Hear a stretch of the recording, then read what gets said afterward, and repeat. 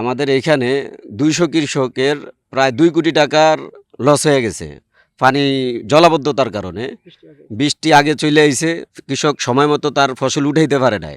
কিন্তু এটা প্রোটেকশনের জন্য আমরা তার আগেই অনেক দপ্তরে গেছি যে আমাদের এই জায়গাটা যাতে পানি নিষ্কাশন দ্রুত হয়, এই জন্য লাস্ট কৃষি অফিসারের স্যার আমাদেরকে পাঠাইছে বিএডিসিতে।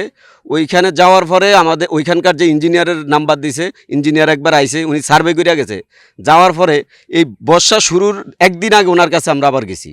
যাওয়ার পরে উনি আমাদের সাথে চ্যাংরামি করতেছে। ইঞ্জিনিয়ার হাবিব ওনার কাছে গেছি, উনি আমাদের মোট কথা উনি আমাদের সাথে চ্যাংরামি করছে। একরকম কৃষকের জিনিস নিয়ে উনি চ্যাংরামি করছে। এখন এই যে আমাদের 2 কোটি টাকা ক্ষতি হয়েছে, উনি কি পারবে সেই ক্ষতিটা আমাদেরকে ফুসাই দিতে? 200-র বেশি সার্ভিস ও ফিচারে লেনদেনের সব বিকাশ অ্যাপে সম্ভব। 1 একর জমিনে আমার প্রায় 49,000 টাকা গেছে সবিনে। 49,000 টাকা গেছে। যদি আল্লাহ দিছে মাল, পর্যাপ্ত পরিমাণ মাল দিছে, কিন্তু যদি আমরা ক্ষতিগ্রস্ত না হইতাম প্রায় 1 লাখ টাকার মাল বিক্রি করা যাইত। আমরা এইভাবে অনেক ক্ষতিগ্রস্ত হয়ে গেছি। কিন্তু ঋণ লইছি, কৃষি অফিসের তো ঋণ লইছি, তারপরে আশা সমিতির ঋণ লইছি, লয়ে আমরা এই ফসল করছি। কিন্তু এখন তো আমরা মার্ডার।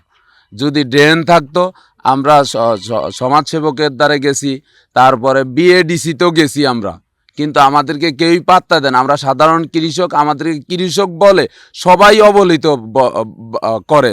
এই ঘটনা হয়েছে জলাবদ্ধতার কারণে। বৃষ্টি হয়েছে, আল্লাহ তাআলা বৃষ্টি দিছে, কিন্তু যদি ড্রেন থাকতো, পর্যাপ্ত পরিমাণ পানি যাইতে পারতো, তাহলে আর আমাদের এই ক্ষতির মুখে আমরা পড়তাম না।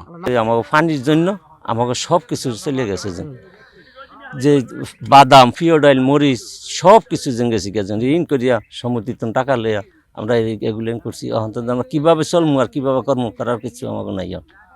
এই অবস্থা যে পানির লেগে আমাকে সব কিছু, পানির কারণে আমাকে সব কিছু নষ্ট হয়ে আছে। বৃষ্টি দাম বেশ ভরিয়া গেছে গিয়া। এরম বৃষ্টি হয়েছে বৈশাখ মাসে, বৃষ্টি চলে চাদাম সব তলে গেছে। আমি 80% এই বিলে গৃহস্থী করছি। 80%-এর মধ্যে আমার হলো 20% আছিল হলো বাদাম, ডাল, বাকিটা হলো সয়াবিনটাই বেশি। এই বছর বর্ষার কারণে কোনো পানি লাইনও নেই, যাওয়ানি না, ড্রেনের দরকার, কিন্তু ড্রেন কেউই করে না।